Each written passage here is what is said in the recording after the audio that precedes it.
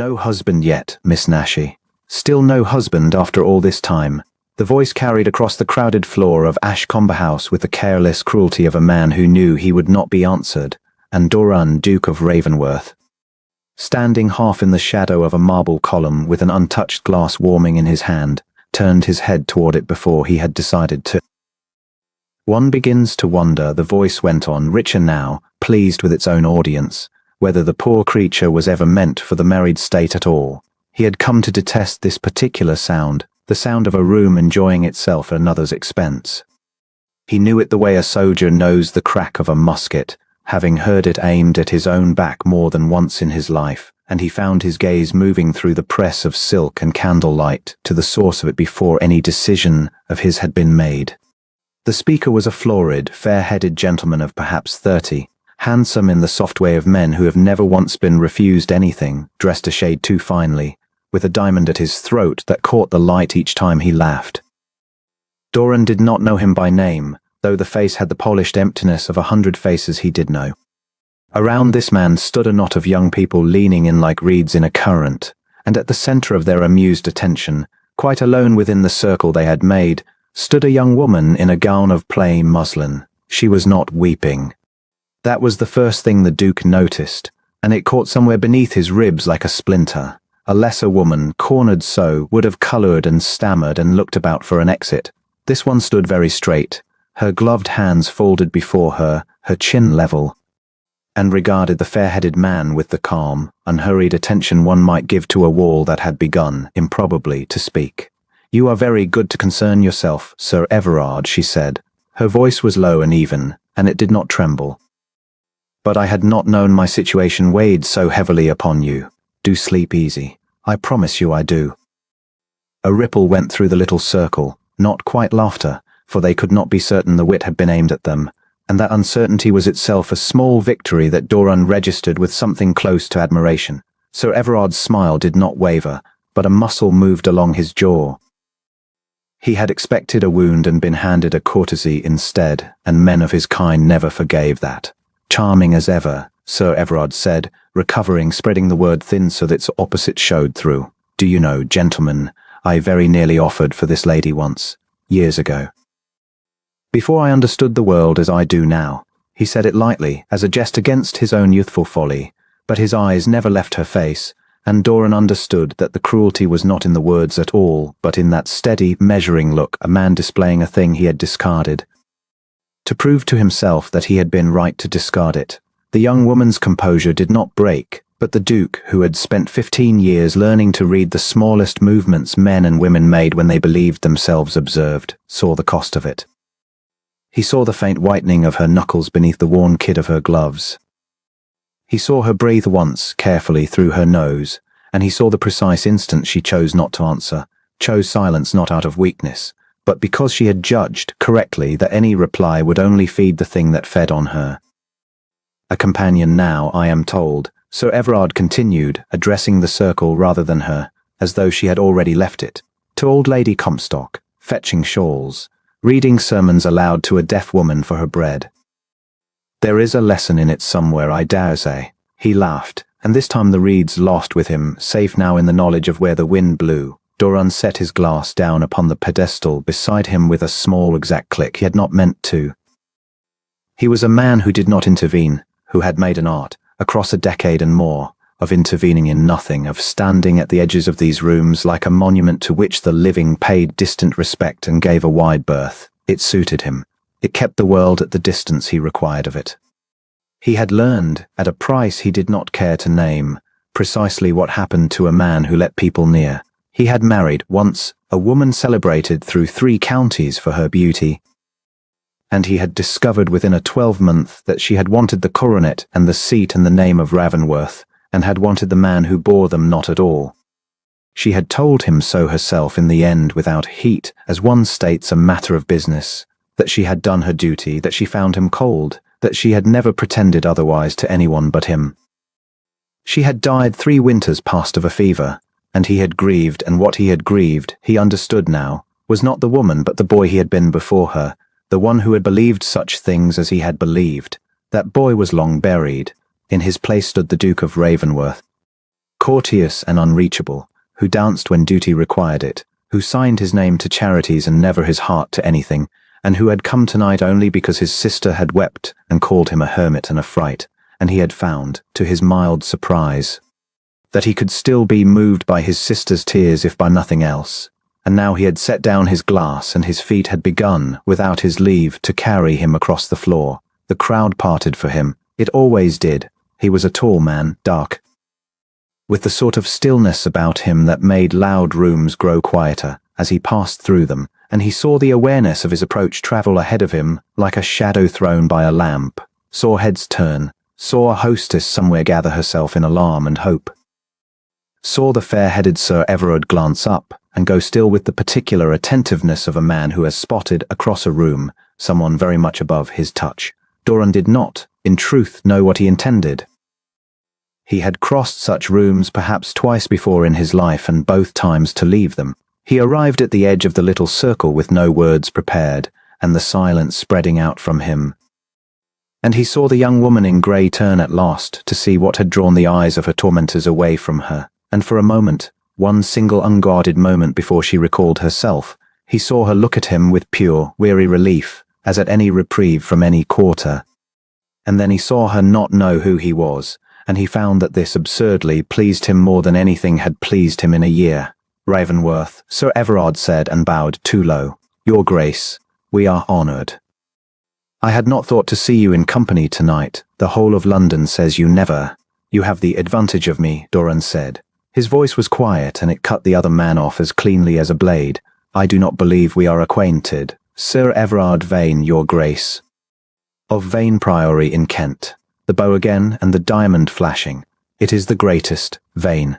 The Duke let the name sit in the air a moment, as though weighing it and finding it lighter than expected. I heard you speaking, Sir Everard, some distance across the room. You have a carrying voice. The colour began to climb Sir Everard's throat. I hope I gave no. You spoke of a lesson, Doran said. He turned, unhurried, and for the first time looked fully and directly at the young woman in grey. I confess I did not take your meaning. Perhaps the lady will be good enough to explain it to me, since it appeared to concern her. He had not planned the words, and yet he heard how they landed, heard the little circle draw its collective breath, understanding all at once that the wind had changed, and that they had, moments before, been laughing on the wrong side of it. Sir Everard's mouth opened and produced nothing. The young woman looked at the Duke steadily. She was not beautiful in the manner the ballroom prized, not fair and pink and gleaming like the girls who turned in the candlelight to be admired. Her hair was dark and simply dressed, her gown 3 seasons out of the mode and carefully, invisibly mended at one cuff. There was a plainness to her, an economy, that spoke of a life in which every ribbon had to be accounted for. But her eyes, when they met his, were grey and very clear and entirely without fear, and there was in them a keen, quiet intelligence that seemed to take his measure as thoroughly as he had taken hers, to reserve its judgment. There was no lesson in it, Your Grace, she said. Only an old acquaintance amusing himself as gentlemen will. It is nothing that need trouble a duke. She had given him the way out. He saw that too. She had handed him the graceful exit. A duke need not embroil himself in the small unkindnesses of small people. He might acknowledge her courage with a nod and pass on, and she had offered him this as though it were a kindness to him rather than a further wound to herself, and it was that, more than the mockery, more than her straight back and her steady voice. That undid something in the Duke of Ravenworth which he had believed past undoing. On the contrary, he said, I find it troubles me a great deal. The silence now was complete. Somewhere behind them the musicians had begun a new figure, and the far end of the room had given itself to dancing, but here, in this pocket of the great gilded chamber, no one moved. Doran turned back to Sir Everard, and he let the full weight of his attention come to rest upon the man, the attention that had made older and worthier men than this lose the thread of their thoughts. I have found, Sir Everard, he said, conversational, almost gentle, that a man's quality is told less by whom he flatters than by whom he chooses to wound, and how safely he believes he may do it. You believed yourself quite safe just now. I should think on that were I you, on the ride back to Kent. He paused. Vane Priory, you said. I believe I hold the mortgages on a good deal of land in that county. I must look into it. It was not a threat. He had said nothing that could be called a threat. He had merely observed, aloud in a mild and cultivated voice, that the world was smaller than Sir Everard had reckoned, and that its balance did not fall the way he had supposed. But he watched the man understand it, watched the blood leave and then flood the florid face, watched Sir Everard vain grope for some reply that would restore him in the eyes of the circle. He had commanded 30 seconds before and find that there was none, that every soul around him had already stepped, in their minds, a careful pace away. "Your Grace is, of course, I meant no," Sir Everard managed, and then, mercifully for himself, stopped. "No," Doran agreed. "I am sure you did not." He turned his shoulder to the man, which in that language was more final than any dismissal, and offered the young woman in grey his arm. "Miss Nashi, I think you were named. Will you take a turn with me? The air at this end of the room has grown close." He felt the whole assembly watch her hesitate. He had time in that hesitation to be astonished at himself, at the Duke of Ravenworth, who did not cross rooms, who did not intervene, who did not offer his arm to companions in mended gloves before 300 of the most gossiping eyes in England, and to feel beneath the astonishment something he had not felt in longer than he could easily say, the plain, forgotten pleasure of not knowing what happened next. "Halcyon," she said. He looked at her. "My name, Your Grace. Since we are to walk, it is Halcyon. Nashi is right." A very small, very dry lift at the corner of her mouth. "I only thought, if you mean to rescue me before the entire company, you had as well know whom you are rescuing."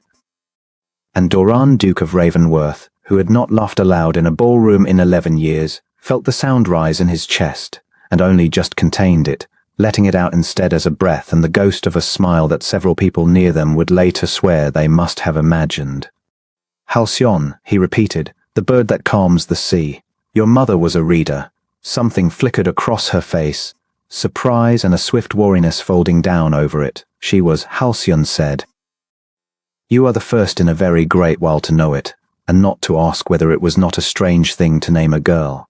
I have always thought," Doran said, "that the strange names are the only ones worth having.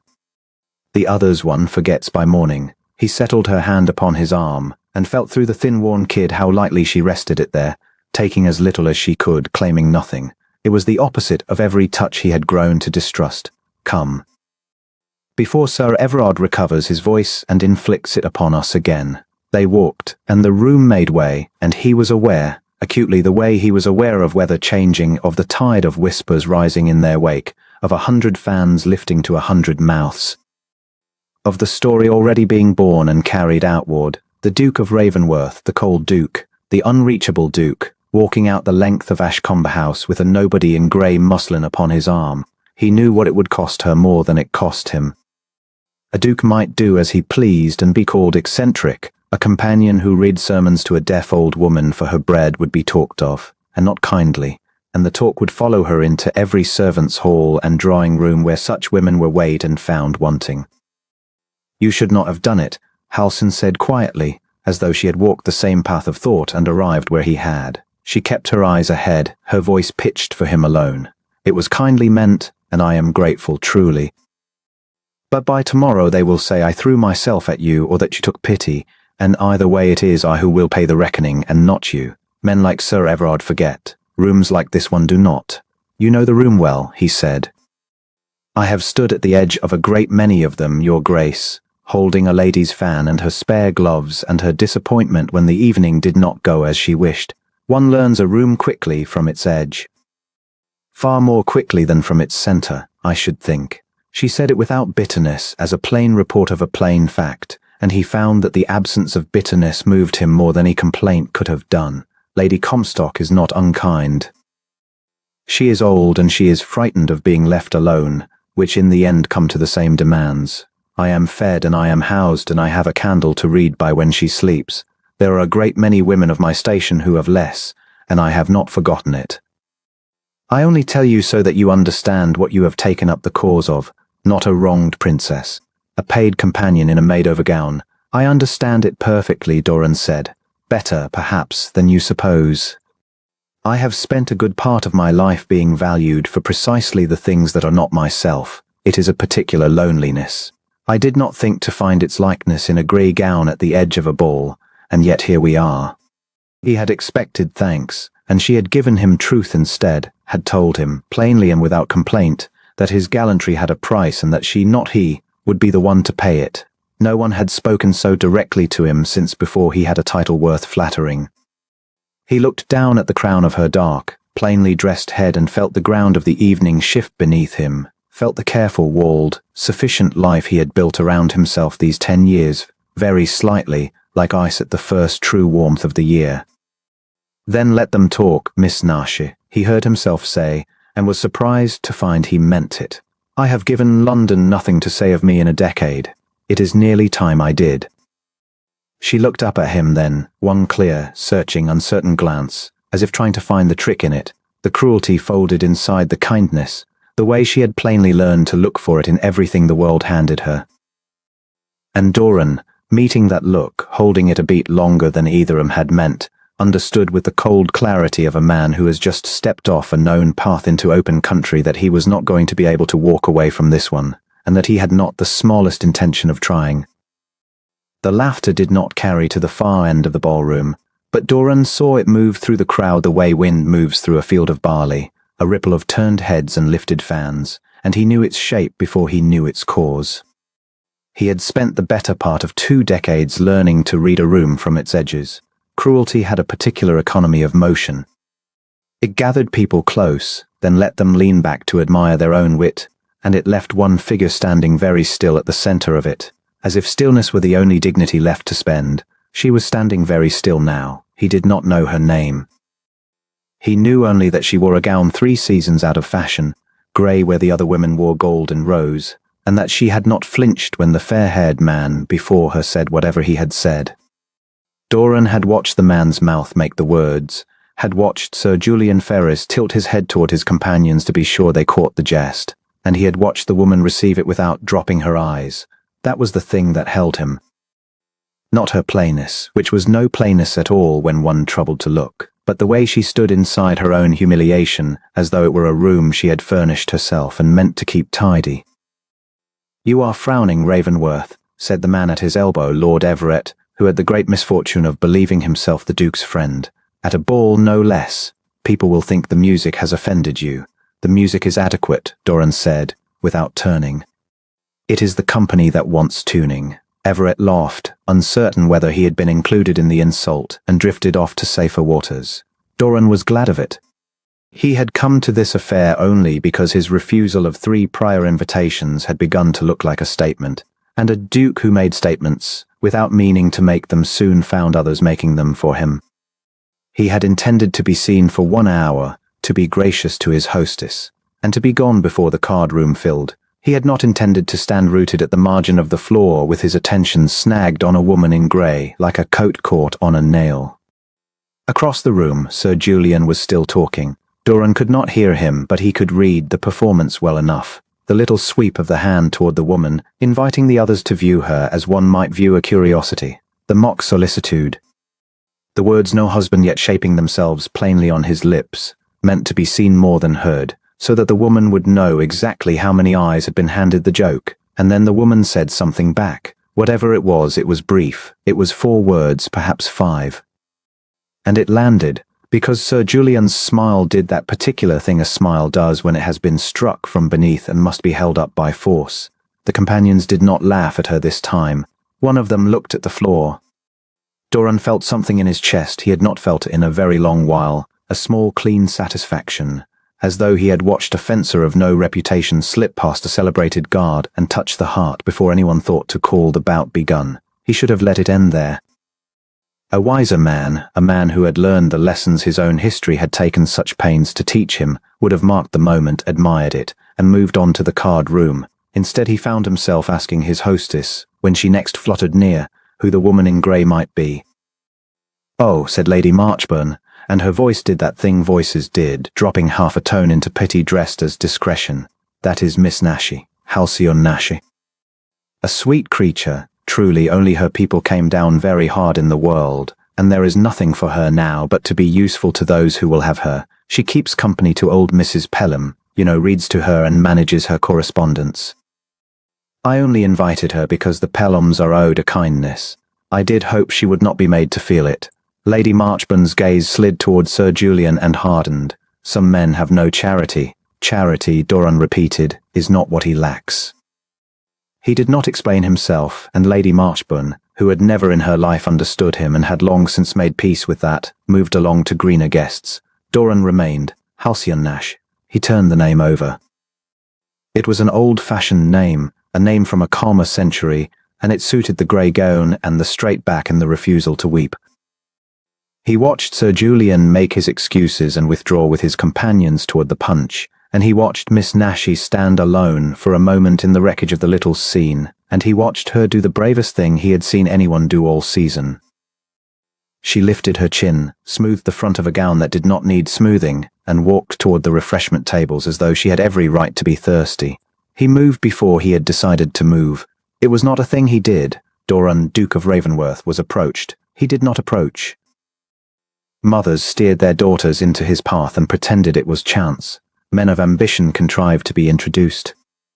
He had made an art of the still centre, the fixed point around which the ambitious arranged themselves, and he had done it because 11 years ago a woman with hair the colour of candlelight had taught him precisely what it cost to walk toward someone with an open hand. Sabra had taken his open hand and his open heart and his good name into her keeping, and she had held them exactly as long as it took a richer man to notice her, and then she had set them down in front of the whole of London, as one sets down a parcel one has decided not to purchase. He had been 24. He had learned. He did not walk toward people any more. He was walking toward Miss Nashie.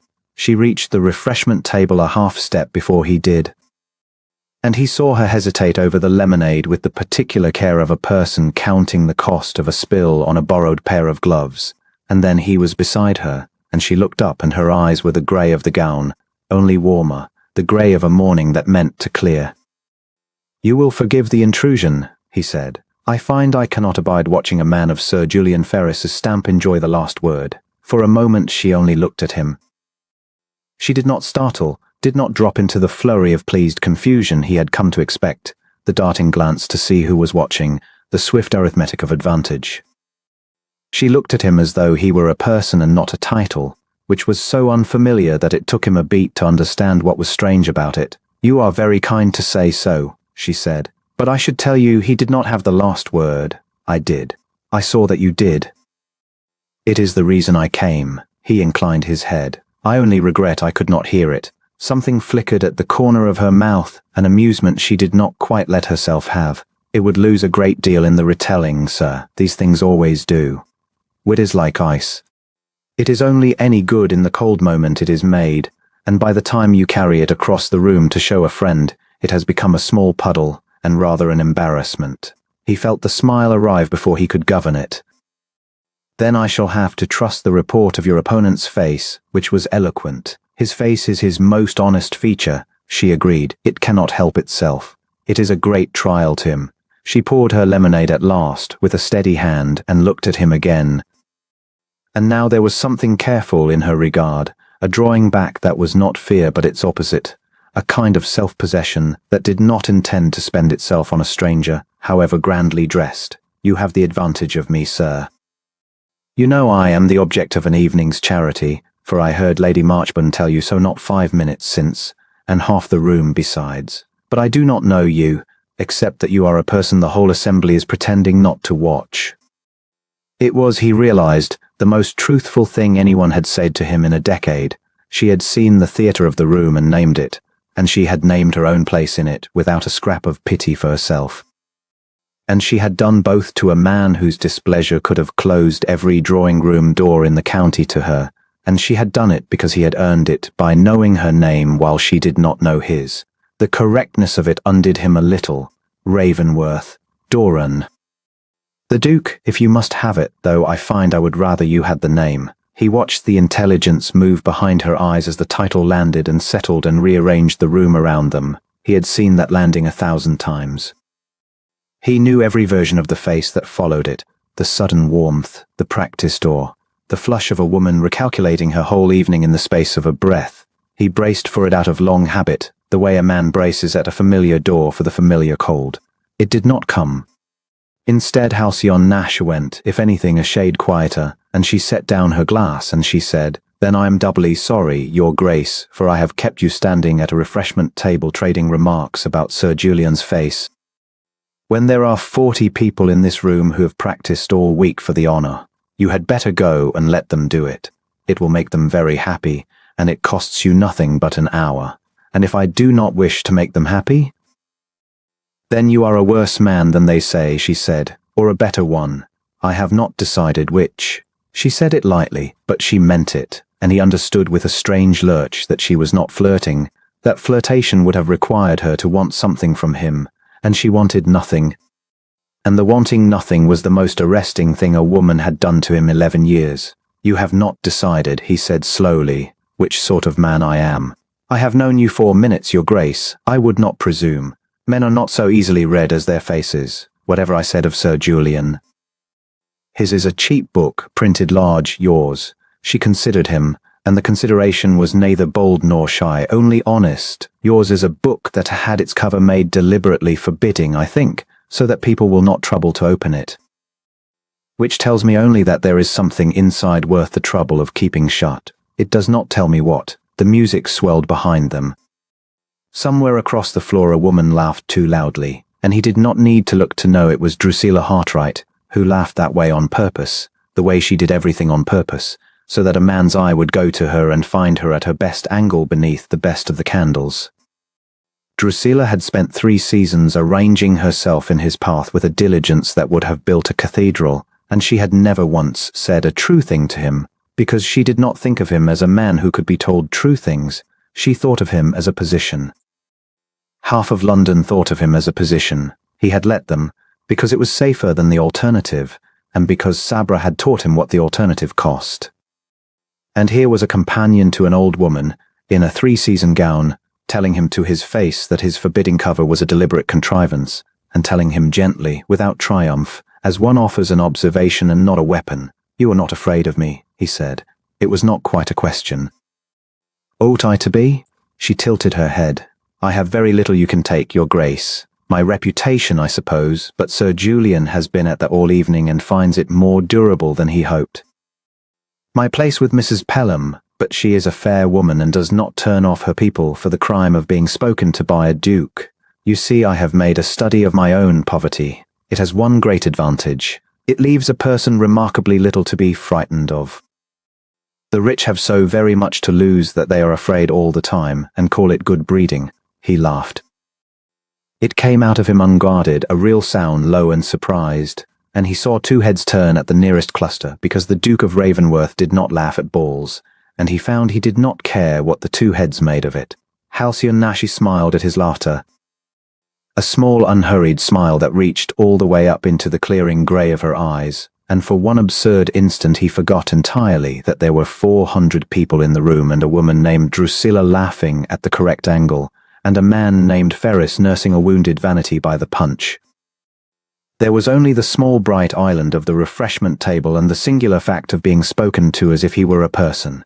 "I have offended you," she said, misreading the silence, and made to step back. I run on. "Mrs. Pelham says my tongue was hung in the middle and swings from both ends. You have been very generous, Your Grace, and I have repaid you with impertinence. I will find my—" "Miss Nash." He did not raise his voice, but she stopped, because he had put into her name the one thing he had not offered another living soul since he was 24, which was his full and undefended attention. "You have not offended me. You have done something a great deal rarer. You have interested me. I find it is an experience I am wholly out of practice at, and I would be obliged if you would not withdraw the cause of it quite so soon." The colour came into her face then, the first she had shown all evening, not the flush of calculation he had braced for, but a truer thing, the simple warmth of a person surprised by kindness, and not yet certain she is permitted to keep it. She looked down at her borrowed gloves, and then, with visible resolve, she looked back up and did not retreat. "Very well, Your Grace," she said quietly. "Though I warn you, I have no idea how to be interesting on purpose. I only know how to be truthful, which is a poor substitute and much less in demand." "On the contrary," he said, "you will find it the only currency I have never learned to spend, and the only one, I begin to suspect, worth having." I have been paid in flattery for the better part of my life, Miss Nash, and I will tell you what no one troubles to warn a young man of. It is a coin that buys nothing. A man may fill his rooms with it and starve. You have handed me plainer coin in 5 minutes than I have gathered in 11 years, and I find I am reluctant to see the purse closed. She studied him a moment, and whatever she saw seemed to sober her, as if she had glimpsed the shape of the wound beneath the words and had the grace not to touch it. Then someone taught you a hard lesson once, she said gently, and taught it badly, for the lesson took but the meaning was lost.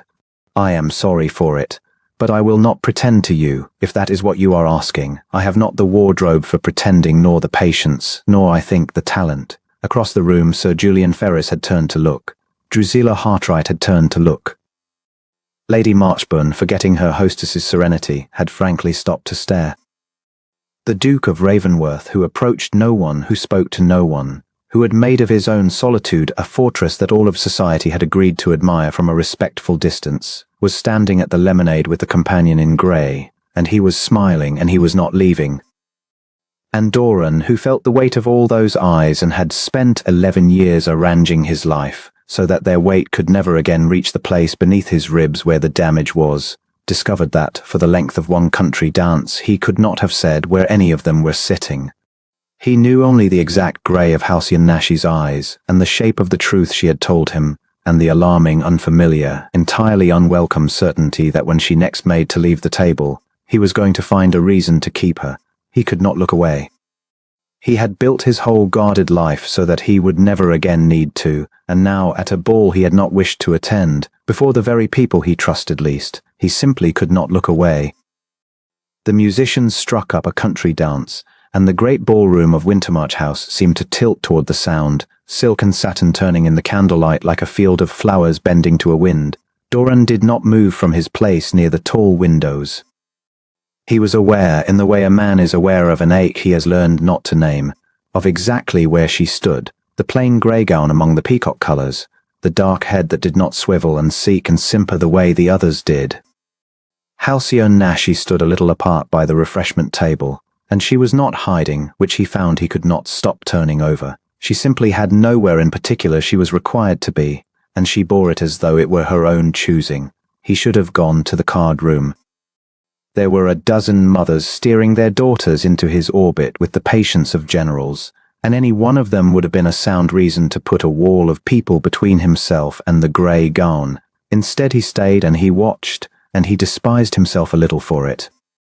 Then Drusilla Hartright detached herself from her cluster of admirers and began to move toward the refreshment table, and Doran felt the whole of his attention narrow like a lens. He knew Miss Hartright the way one knows the weather in a country has long resolved to leave. She was beautiful in the manner that admits of no argument and invites no warmth, a beauty kept polished for use. 12 years ago a woman with just such a smile had looked up at him across just such a room and made herself agreeable to the Duke of Ravenworth, until the ink was dry on the settlements, and then had shown him, coldly and at leisure, precisely how little of her had ever been meant. He had married a smile and buried a stranger, and in the years since he had grown expert at reading the machinery behind a pleasant face. He read it now in Drusilla Hartright as she came to a graceful halt beside Halcyon Nash, and something in him went still and watchful, the way it did before a fall of cards he did not like. Miss Nash, Drusilla's voice carried. It was meant to. How brave of you to come tonight, truly. I said to Mama, there is a woman who does not let a wannot of, well, of everything, keep her from the pleasures other people are born to. A small ring of listeners had formed already, the way listeners do when cruelty announces itself with good diction. Doran saw a young man among them, sandy, well-fed, a little florid with wine and self-regard, and he saw the flicker of recognition pass between that man and Halcyon, quick as a struck match, and he understood without being told that this was the one, Aldous Crane. He had heard the name whispered earlier in the evening, attached to a laughing story that had made him wish, briefly and violently, that he were a younger and less governed man. The man who had courted her once, when her father was living and her prospects were bright, and who had put her down like a book grown dull the moment the family's fortunes turned. You are kind to say so, Miss Hartright, said Halcyon. She said it plainly, without heat, and Doran watched Drusilla's smile thin by a degree. because there is nothing so unsatisfying to a certain kind of person as a target that will not bleed on cue. Is that the same gown you wore to the Selborne rout?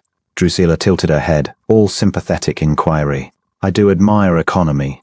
It is such a useful virtue for those who must practice it. Mr. Crane, you knew Miss Nash when she was, when things were quite otherwise for her, did you not?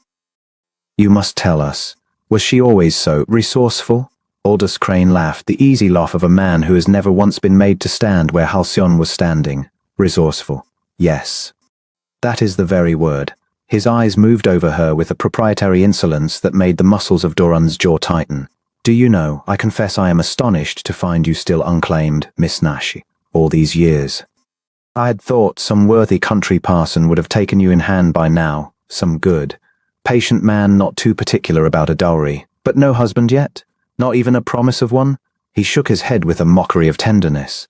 One does hate to see a woman left on the shelf. It is nobody's fault, of course. Some flowers simply bloom in the wrong season and are gone before anyone thinks to gather them. The little ring of listeners tittered. It was a soft, upholstered sound, the laughter of people perfectly comfortable, and Doran had heard it 100 times in 100 rooms, and never once until this moment had it seemed to him obscene. Halcyon did not drop her eyes.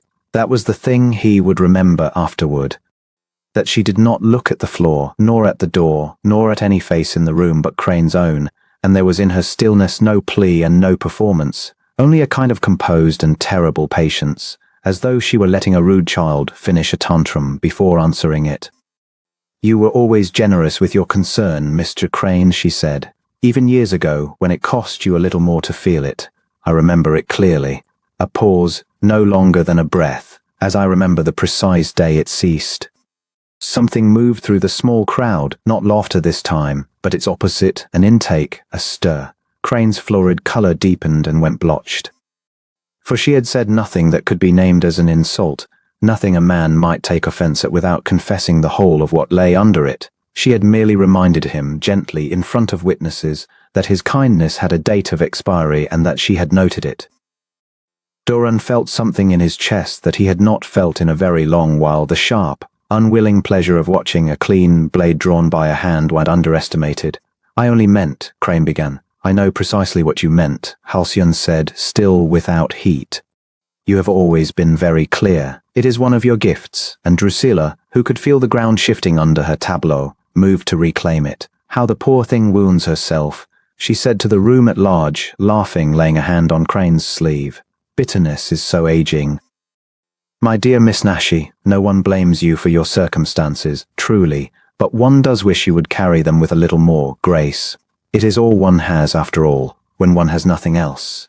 Perhaps if you had spent less on that tongue and more on a decent modiste, that will do. Doran heard his own voice before he had decided to use it. He had crossed half the distance between the window and the table without any conscious act of will, and now the ring of people fell open before him the way crowds always fell open, out of the plain animal deference his name commanded. And he came to a stop within the small circle, and the circle went silent all at once, utterly, the way a struck bell goes silent when a hand is laid flat against it. He had not planned a single word. This was so unlike him that some cold clerk at the back of his mind was already taking appalled notes. The Duke of Ravenworth did not intervene in the petty savageries of ballrooms. He found them beneath his notice, and his notice, everyone understood, was a currency not to be spent on such things. Drusilla Hartright's face, turned up to him, had already begun to rearrange itself into welcome, into the assumption that so great a man could only be arriving on the side of the powerful and the pleasing. Your Grace, she breathed. We were only... I heard what you were only. He did not raise his voice. He had learned long ago that a man who need never shout is far more terrible for the discovery. I have been standing at that window for the better part of a quarter hour, Miss Hartright, and I have had the whole of your wit by heart. I confess I had expected better sport from a room so well supplied with it. His gaze moved unhurried to Crane, who seemed to be attempting to become smaller inside his own coat. And you, sir, a flower gone before anyone thought to gather it. That was the phrase, I think. It was very prettily turned. One wonders that a man so alive to the beauty of a thing should have taken such care to trample it while it grew.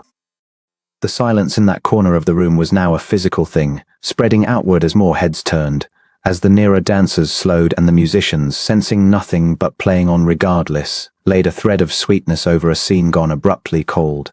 I meant no, Crane tried. You meant a great deal, Doran said, and you have been understood, which I imagine is a novel sensation and not a comfortable one. You will forgive me. I have grown weary of standing witness to it. He let the words rest a moment. Then very slightly, he inclined his head, not to Crane, not to Drusilla, but to the woman in the grey gown, a small precise courtesy of a kind he was known never to grant. Miss Nashi, there is a draught by that window I have been keeping to myself out of pure selfishness.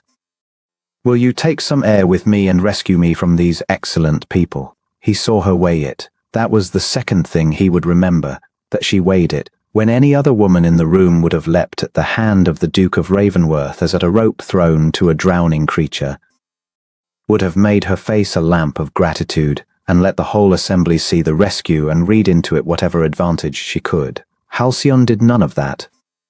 She looked at him for the space of 2 heartbeats with an expression he could not read, and it was not gratitude, and it was not triumph, and if anything it was something faintly, maddeningly like caution, as though she were the one deciding whether he might be trusted, and not the other way about. Thank you, Your Grace, she said. I should like some air. And she took his offered arm, lightly, her gloved fingers barely resting there, and let him lead her out of the ring of stricken faces without one backward glance to enjoy their ruin, which he noted and filed away and did not understand. The long windows at the ballroom's end stood open onto a stone terrace, and beyond it the gardens of Wintermarch House fell away in dark terraces toward a fountain he'd hear but not see. The night came up cool and green after the hot press of the room. Doran walked her a little way along the balustrade, past the reach of the nearest branch of candles, until the noise of the assembly softened to a murmur behind them, and they stood in the half-dark with the whole sequined city spread below and a few hard stars overhead. He was intensely, unaccountably aware of the small weight of her hand where it had rested on his sleeve, now withdrawn, and of the silence between them, which she did not hasten to fill. You need not have done that, she said at last. He glanced down at her. No, he agreed. I need not. They will make more of it than it was. By morning it will be a great deal more than a draught by a window. She said it without accusation, merely as a woman states the weather. You have spent a coin on me that I cannot repay, and that you will find costs you more than you supposed. I am tolerably rich, Miss Nashi. I can bear the loss. I did not say you could not afford it. I said it would cost you. She turned to look at him fully then, and the faint light caught her face, and he saw that she was not beautiful in Drusilla Hartright's polished way. She was something less immediately consoling than beauty and a good deal harder to look away from. Men in your position are not thanked for kindness. They are suspected of it. You have made those people afraid of you tonight, and afraid people are patient. I know what it is to be watched by patient people.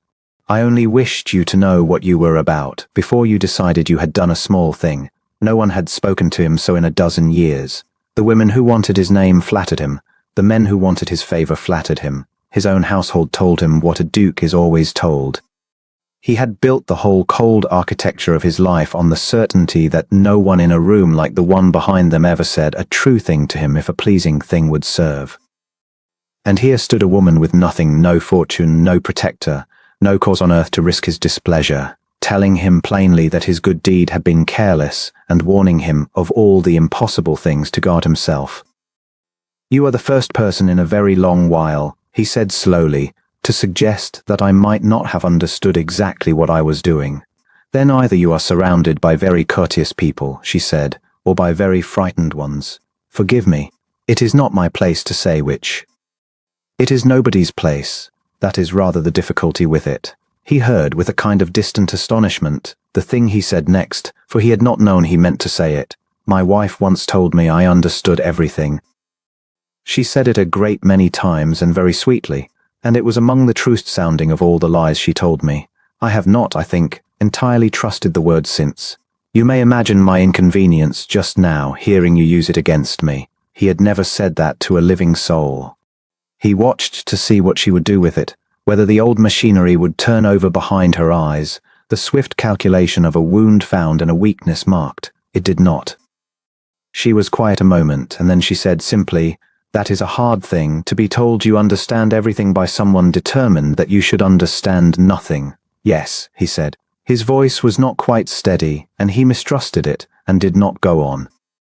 A little wind came up out of the gardens and stirred the loose dark hair at her temple, and she did not put up a hand to it, and he found that he wanted, with a sudden and entirely unreasonable force, to be the one who did. He closed his hand instead upon the cold stone of the balustrade. "You have not asked me for anything," he said. It came out almost as an accusation. "No. Everyone asks me for something, within the quarter hour usually. You have had a duke's protection, a public quarrel fought on your behalf, and a private audience on a terrace, and you have used the whole of it to scold me for my recklessness and to pity a dead woman who cheated me. It is the most extraordinary want of ambition I have ever encountered." To his astonishment, she laughed, a low, real laugh, quickly caught back, the first unguarded thing she had let him see. "Perhaps I am saving my ambition, your grace, for something worth the spending. And what would that be?" She considered the question with a seriousness that undid him more than any coquetry could have. "To be spoken to as though I were a person," she said, "and not a lesson somebody wished to teach the room. You did that, just now, whatever else you did. So I find I have less to scold you for than I said." She drew her shawl closer against the cool. "I should go in. It is precisely the sort of night that will be improved by my not being seen upon a terrace with the most dangerous man in England." She was right, and he knew it, and he let her step back from the balustrade, and even as she did it he felt the evening rearrange itself around the fact of her going, felt the ballroom behind him become abruptly what it had always been until an hour ago, a room he had to be endured in, he, who had spent 12 years perfecting the art of wishing to be elsewhere, stood on a stranger's terrace wanting nothing on earth so much as to keep a penniless woman in a grey gown talking to him for 1 minute more, and then another, and he understood. With the cold, clean shock of a man who has stepped off a stair he did not know was there, that he was in a very great deal of trouble. "Miss Nasher," he said, as she reached the spill of candlelight from the open window. She paused and looked back. He had meant to say something proper, a good night, a bow, some cool ducal sentence that would restore them both to their stations. What he said instead was, "I find I am not finished talking to you." For a long moment she only regarded him, there on the threshold between the dark and the bright, and he could not tell, and it maddened him that he could not tell, whether the look she gave him was refusal or its opposite. "No," she said at last softly, "I don't believe you are." Then she went in and the music took her, and Doran stood alone in the dark a while longer, his heart doing something it had given up doing a dozen years before, and he did not go back inside until he had mastered his face, though not, he was uneasily aware, anything of what lay beneath it. The music swelled again behind them, some bright and careless air struck up for the dancers, and Doran found that he did not wish to return to it. A man of his rank was never permitted to stand still for long. There was always some baroness angling for his notice, some ambitious father steering a daughter into his path like a mare to market. He had grown expert at the art of leaving a room without seeming to flee it. Yet here he was lingering in the shadow of a marble pilaster, unwilling to let a single sentence of hers fall unfinished. "You were saying," he said, low, "that the country suits you better than the town." "I was saying it badly, your grace, which is why you may have missed my meaning." Halcyon now she turned her face a little toward the tall windows, where the lost violet of the evening still clung to the garden. "In the country a person is permitted to be small. Here everyone must be forever larger than they are, and I have found I have not the constitution for it, and yet you have borne this evening better than half the peers in the room. Bearing is not the same as belonging." She said it without bitterness, which somehow made it strike him the harder. "I bear a great many things, sir. I have had a good deal of practice." He should have offered some smooth reply and taken his leave. Instead he heard himself say, "It is very close in here. The candles, the crush. Would you take a turn on the terrace? The doors are open, and there are enough dowagers stationed at the windows to satisfy even the strictest notion of propriety." For a moment she only looked at him, and he had the disconcerting sense of being weighed by someone who could not be bought and did not much care to be. Then something in her expression eased. "I should like the air," she said. Thank you. He did not offer his arm, though every rule of the ballroom demanded it, because he did not trust himself to feel the light pressure of her hand upon his sleeve and remain the composed and unreachable man the world believed him to be. She walked beside him instead, unhurried, and they passed through the open doors into the blue coolness of the evening. The terrace ran the length of the house, broad flags of pale stone edged by a low balustrade, and beyond it the garden fell away in terraces of clipped box and gravel walks silvered by a rising moon. The noise of the ball dulled at once to a warm murmur at their backs. Somewhere below a fountain went on speaking to itself in the dark, and the scent of late roses came up cool from the garden beds. Doran drew a breath that felt, for the first time all night, like his own, and was aware with a sharpness he could not account for of the woman standing quiet at his shoulder, and of how easily the whole crowded evening had fallen away the moment she did. "You need not entertain me," Halcyon said. "I know a man is not obliged to make conversation merely because he has offered a lady the air. You may stand and say nothing, and I shall think no less of you." "That is a dangerous permission to grant me," he said. "I am told I am at my most agreeable when I say nothing at all." She laughed then, not the practiced trill he heard 100 times a night, all rehearsed music and calculated charm, but a real laugh, surprised out of her, quickly hidden behind her gloved fingers.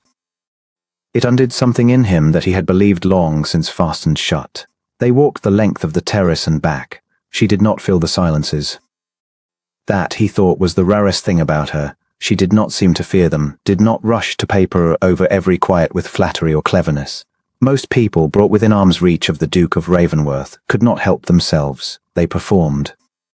They laughed too loudly at his driest remark, agreed with opinions he had not yet stated, praised the very qualities they imagined he wished praised. He had learned to hear the machinery grinding beneath every honeyed word.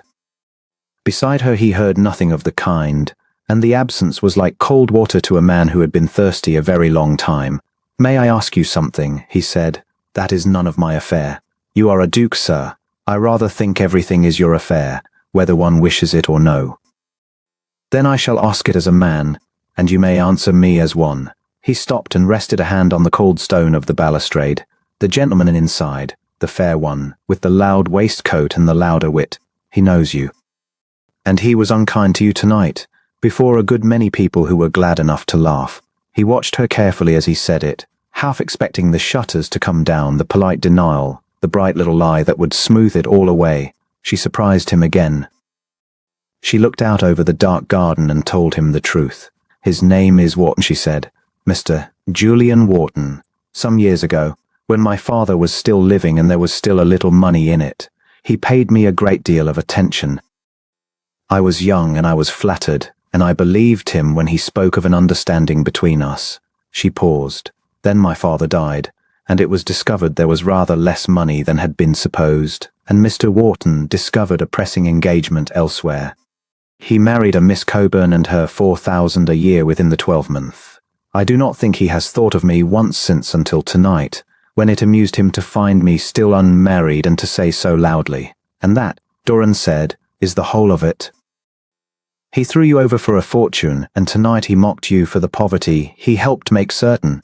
You make it sound a great cruelty. It was only the ordinary kind." She turned to face him, and the moonlight caught the clear steadiness of her eyes. "I do not tell you this to be pitied, your grace. I should hate above all things to be pitied. I tell you because you asked me plainly, and I have grown weary of pretending my life has been other than it is. I keep house for my aunt, who is kind but poor. I mend my own gloves. I came tonight because my aunt's cousins secured the invitation and would not hear of my refusing, and I have spent the evening being reminded, in 100 small ways, that I do not belong in this room. That is my circumstance. I am not ashamed of it. I have only learned not to apologize for it." Doran said nothing for a moment because he did not trust his voice.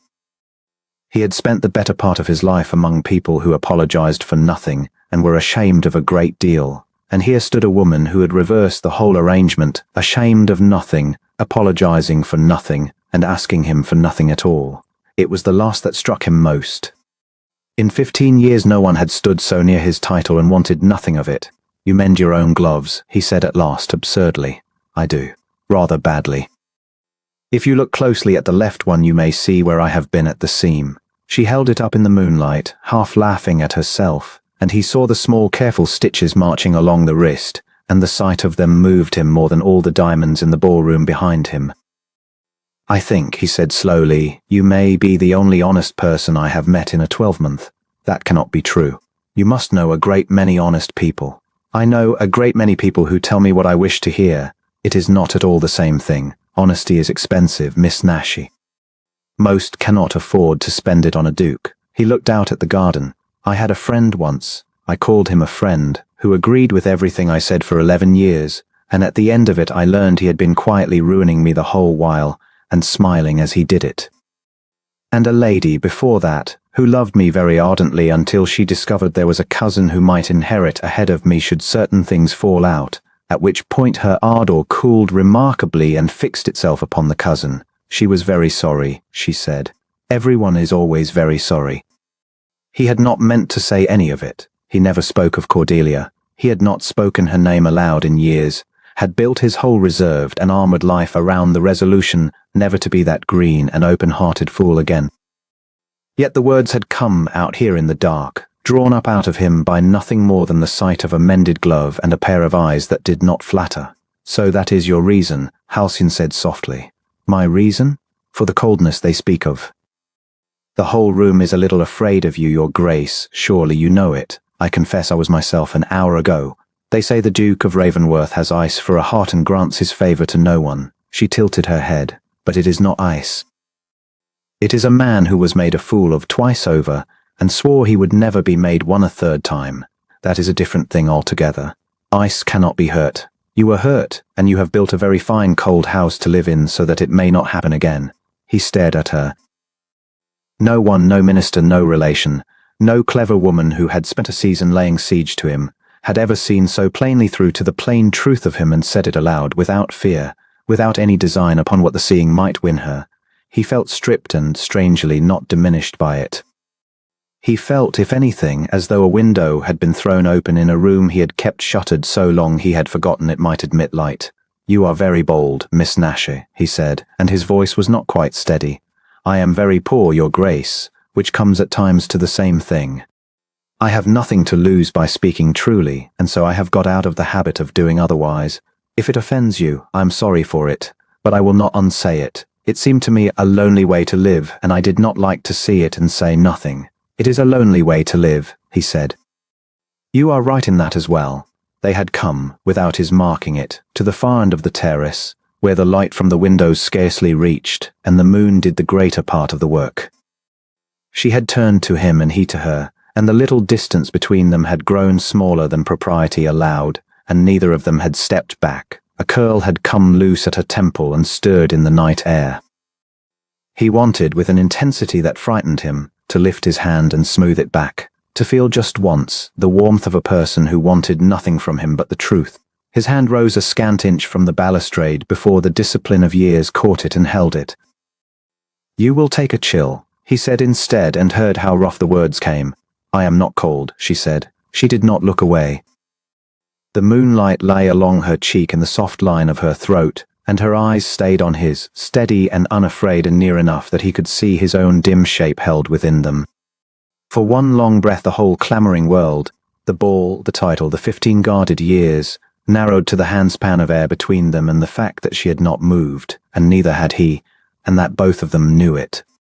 Miss Nashi, he said very low, and got no further, for he did not himself know what he meant to say. Her name was as far as his courage would carry him. Your Grace. A breath.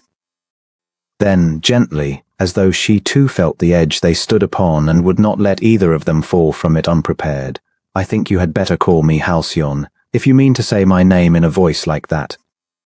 Your Grace and Miss Nashi are two very grand people, and I do not think either of them is standing on this terrace just now. Something broke loose in his chest, warm and reckless and altogether new. Halcyon, and it was the truest word he had spoken in a decade. Then you must call me Doran, when there is no one by to be scandalized. I have a great many names and titles, and I find I am tired of all of them but the one my mother used. Doran. She tried it and smiled and looked down at last, not from calculation, he thought, but from a shyness that ambushed her as thoroughly as it had ambushed him. There. Now we are only two people, badly behaved, standing in the cold. I dare say we shall both be talked of by morning. Let them talk. He said it and was astonished to find he meant it. He who had ordered his entire life around the avoidance of exactly such talk. I have spent 15 years being spoken of respect and being wretched. I begin to think I have had the bargain the wrong way about. She looked as though she would answer, and then her gaze went past his shoulder toward the bright doors, and he saw her expression change, saw the ease drop from it and a wariness slip into its place. He turned. In the golden oblong of the doorway stood a woman he knew too well, Miss Drusilla Hartright, resplendent in silver tissue, her fan half raised, her sharp bright eyes moving between the two of them and missing nothing at all. Beside her, murmuring at her ear, stood the fair-headed Wharton, and on both their faces was the particular pleasure of people who believe they have discovered something worth the trouble of using. "Your Grace," Drusilla called, in a voice pitched to carry back into the room behind her. "How singular! We had all supposed you spirited quite away, and here you are keeping the night air company with," a delicate, deadly pause, "Miss Nashie. How very charitable of you." She let the word charitable hang there, glittering, so that everyone within earshot might understand precisely what she meant by it, and might understand too that she had seen how near they stood, and would make what she could of it before the week was out. He felt Halcyon go still beside him, felt her draw her dignity about her like a shawl against the cold, and he understood in that moment, with a clarity that startled him, that he had brought her into the open, that a duke's notice, out here in the dark, was not a shelter for a woman like her but a mark painted on her back. Drusilla Hartright had wanted him for herself the whole of the season, and would not forgive the sight of him bending his head to a penniless nobody on a moonlit terrace. Wharton would not forgive being made to feel small beside the very woman he had thrown away. Between them, Doran saw with a sinking certainty, they now had everything they required and the will to use it. "Miss Hartright," he said, and let the old ice close over his voice like a lid, cold enough to make her fan falter. Miss Nashie was so good as to point out the eastern approach of the comet, which the almanac has promised us this fortnight. I confess I could not find it. You are welcome to look for it yourself. The night is fine. He offered his arm to Halcyon openly before both their watching enemies, because to leave her standing alone in that doorway's judgment was more than he could bear, and after the smallest hesitation she laid her fingers upon it, and he felt the light warmth of them go straight through the fabric and into the guarded chambersome he had thought forever sealed. But he had seen Drusilla's smile, and he knew that smile. It was the smile of someone who had just been handed a weapon and was already deciding where to plunge it.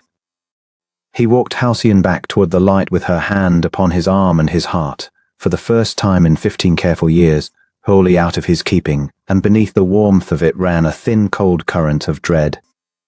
For he understood that in the space of a single evening he had given the cruel of this world the one thing that could be used to wound him, and that they had seen him do it.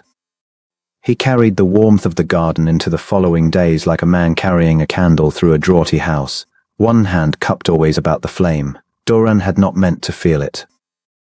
He had spent the better part of a decade teaching himself not to, and the discipline had served him as armor serves a soldier who no longer remembers the war that scarred him. Yet now, at the least provocation, a footman's step in the hall, a carriage on the gravel, he found himself off listening for a lighter tread that was not there, and despising the boyish hope in it, and forgiving himself the despising, because the hope was so very sweet. Halcyon Nashie had done this. A woman with mended gloves and a spine like a cathedral column had walked into the ruin he called a heart and opened the shutters, and he did not know whether to bless her or to bar the door. The invitation to Lady Marable's autumn assembly came stamped and scented, and he nearly declined it, as he declined most things out of long habit. Then he remembered that the Nashes had been asked, the whole shabby genteel remnant of them, the aunt with her turned silk and the niece with her borrowed courage, and he wrote his acceptance in a firm black hand before his caution could counsel otherwise. He told himself it was nothing. He told himself a great many things on the drive across the county, and believed none of them, and arrived at Marable House with his jaw set, and his pulse behaving disgracefully. The rooms were already brilliant when he entered, chandeliers throwing their gold upon bare shoulders, and lifted glasses, the orchestra sawing gamely against the roar of 400 voices. He was met, as he was always met, with the small stiffening of the crowd that his rank produced. The bows a shade too deep, the smiles a shade too eager. He moved through it without seeing it. His eyes were doing what they had learned to do of late, which was to search a room the instant he stood in it, quartering the ballroom like a hound until they found her. They found her by the far windows, and something in his chest eased and tightened at once. She wore the same grey silk she had worn twice before, freshened with a knot of ribbon at the breast, and she wore it as a queen might wear a thing beneath her, with a serene indifference that made the jewelled women around her look overdressed and anxious.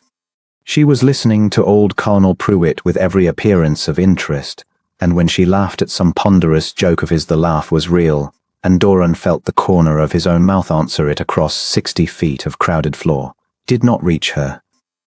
He had not taken 3 steps in her direction before Drusilla Hartright rose up in his path like a swan lifting from a lake, all white throat and cool amusement, and laid 2 fingers upon his sleeve with the ease of a woman who had never once in her life been refused. "Your Grace," she said, "you are cruel to keep yourself so scarce. The whole room has been withering for want of you." Her eyes, that pale unwavering blue, held his with a confidence he had once briefly and to his lasting shame mistaken for warmth. "But then I hear you have found more rustic amusements of late." "Half the county is quite agog. The county is easily amused," he said, "always." "Oh, I don't reproach you." She fell into step beside him uninvited, her fan working slow as a cat's tail. "A man wants a diversion." Only, Doran, the Christian name, dropped so softly, was a bid for old intimacy, and he marked it and let it lie where it fell. "One does hate to see a man of your consequence made a study of. There is talk. I would be no friend at all if I did not tell you there is talk." "There is always talk," he said. "It is the only thing this society manufactures without importing the raw material." She laughed, but the laugh had an edge under it now, thin as a wire. "You may mock me. You always could. But I wonder if you would mock the particulars." She drew him, with a deft pressure of her hand, out of the flood of the ballroom and into the quieter current near the card-room doors, where a knot of the fashionable had gathered as if by chance, and he saw too late that it was not by chance at all. For at the centre of them stood the man he least wished to see. He knew him by the way Halcyon's name lived in the fellow's mouth. The man who had thrown her over, sleek, prosperous now, a new fortune shining on him like fresh varnish, stood with a paper folded in his gloved hand and the particular high colour of a man who had drunk enough to be brave and not enough to be foolish. Doran had learned his history in fragments over the weeks, how he had courted Halcyon Nashi when her father yet lived and her prospects yet glimmered, how he had discarded her the season the money failed, how he had crowed since at every ball that the plain Nashi girl had died a spinster in all but name. Doran had wished more than once, and with a cold clarity that surprised him, to break the man across his knee. He had not. A duke did not brawl. A duke waited. "Show him," Drusilla murmured. "Go on." His Grace should hear it from a disinterested party, before he compromises himself further. The man unfolded his paper with the flourish of a conjurer. "Your Grace does me great honour," he said, bowing too low. "I would not for the world have troubled you. But when a gentleman such as yourself is being, forgive me, quietly and cleverly angled for, a man of conscience cannot hold his tongue." He held the paper out. "This came into my hands. It is in Miss Nashi's own writing. I knew the hand at once. I had letters enough from her once, God knows, in the days when she was pleased to want me." Doran did not take the paper. "You will forgive me," he said, "if I do not accept a lady's correspondence from the hands of a man who boasts of having ruined her." A flush went up the fellow's neck, but Drusilla only smiled and plucked the paper herself and read from it aloud, in a light carrying voice pitched precisely to reach the widening ring of listeners, her diction dainty as she laid out each poisoned word. It was a letter, or purported to be, from Halcyon Nashi to a confederate, some cousin, the paper said, some placeless woman in trade, and it was a masterpiece of its kind. It spoke of the Duke of Ravenworth as a fish to be landed. It spoke of playing the honest poor girl because honesty was the surest lure for a proud, wary man who had been snared once by beauty and would not be snared so again. It named his fortune to the pound. It laughed, the writer laughed, in ink, at how easily the great man softened when a woman would not flatter him, and vowed that within the 12-month the mended gloves would be off and the Ravenworth diamonds on, and let the county gape then. Doran stood very still while she read. He was aware distantly of the crowd thickening, of the little intakes of breath, of a lady behind him whispering the poor Duke, with a relish that curdled the pity in it. He was aware of Drusilla's eyes on his face, patient and sure, waiting for the thing she had planted to bloom. And he was aware most of all, and to his horror, of the old wound tearing open beneath his ribs as cleanly as if a decade had never passed. For he had heard such words before, not these words, but their sister. He had been 23 and green as spring wheat. And there had been a girl with hair like dark honey whom he had loved with the whole reckless treasury of his youth, and he had heard her, through a half-open door at a house party very like this one, describe him to her intimates as a title with a man attached. A coronet she would consent to be bored by for the sake of the strawberry leaves. He had married no one since. He had built the wall stone by stone and manned it alone, and he had told himself the wall was wisdom. And now here was the mortar of it dissolving. Here was that same laughter in ink. And every reflex of the wounded boy he had been rose up screaming that he had been made a fool of twice, that the plain honest girl was only the cleverest liar of all, that of course, no one had ever wanted Doran and no one ever would. He knew even as it took him that it was madness. Some cooler chamber of his mind stood apart and named it for what it was, an old poison decanted years ago and stoppered against just such a night, uncorked now by a woman who had studied his single wound the way a surgeon studies where to cut. He knew that the letter reeked of contrivance, that no schemer clever enough to snare him would be fool enough to set a scheme down in ink and post it to a cousin in trade. He knew that Drusilla Hartright had wanted him not for a season only but for a coronet of her own, and had wanted him coldly, and had never once looked at him as Halcyon looked at him, as though the man beneath the title were the prize and the title merely the wrapping to be got through. He knew all of it, and the wound did not care what he knew. For one terrible moment he believed it. It lasted no longer than a heartbeat, but the shame of it would stay with him all his life. In that heartbeat his face closed like a slammed door, and the warmth went out of him so utterly that Drusilla's smile deepened in triumph, and the sleek man exhaled, and the ring of listeners felt the verdict pass over them like a cold front and sighed with the ugly satisfaction of a crowd that has been given permission to despise. In that heartbeat Doran, Duke of Ravenworth, looked at the empty air where the accusation hung and did not defend the woman he loved. And then the crowd parted because she was coming. Halcyon had heard. Of course she had heard. Drusilla had read it to be heard, and the whisper of it had run to the windows faster than any servant could carry wine. She came through the opening throng without haste and without a fan to hide behind, and her face was pale but her eyes were dry, and Doran, watching her cross that floor toward the paper that damned her, felt the wall of 10 years shudder to its foundation, for this was not how the guilty walked. This was how the innocent walked to the scaffold, having decided that they would at least go upright. She stopped a little way off. She looked at the paper in Drusilla's hand, and then at the man who had brought it, and last of all, steadily, without flinching, without plea, at Doran himself. "May I see it?" she asked. Drusilla surrendered it with the grace of a duellist offering the choice of pistols. Halcyon read it in silence, both hands steady on the page. When she had done, she folded it again along its creases, neatly, as though tiredness were the last dignity left to her and she meant to keep it. "It is a good likeness of my hand," she said at length, and her voice was low and clear and did not shake. "Whoever made it studied well. I dare say I could not myself swear it was not mine if I did not know that I never wrote it." She lifted her eyes to the sleek man. "You kept my letters then, all these years?" "I had thought them long since burned, with everything else you had done with me." A faint colour touched the man's face. He had not expected to be looked at so. "You must have wanted them very badly, to keep them so, and to lend them at last to such work as this."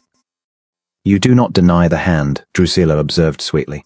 "I deny the letter," Halcyon said. "The hand may be argued over by clever people until morning. The letter I know. I know I never sought his grace. I know I never named his fortune, for I do not know it and have never wished to. I know that when he was kind to me I was surprised by it, as one is surprised by weather, and grateful, and afraid, for a woman in my circumstance learns to be afraid of kindness, since it so seldom means her well." She was not speaking to the crowd now. She had turned, and she was speaking to him, only to him, and Doran stood rooted and could not have moved to save his soul. I will not stand here and prove my heart to a room. A heart that must be proved is not believed, and I would not be believed on those terms if I could. So I will say only this, and then I will go, and trouble none of you further.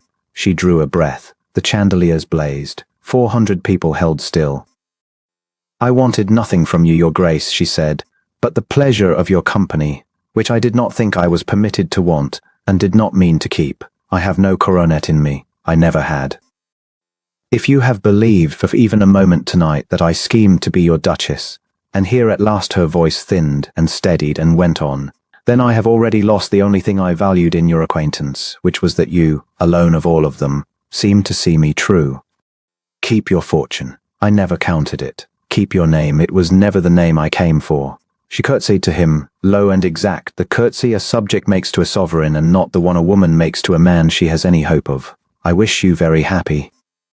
I mean it, which is more than most in this room will say to you and mean. She turned to go, and Doran, who had faced down 3 ministers and a mad old king without a tremor, who commanded armies of stewards and half a county's fate with the lift of a finger, opened his mouth to call her back and found that the wall had done its work too well, that a decade of silence had rusted the hinge, that the words that would have saved everything sat in his throat like stones.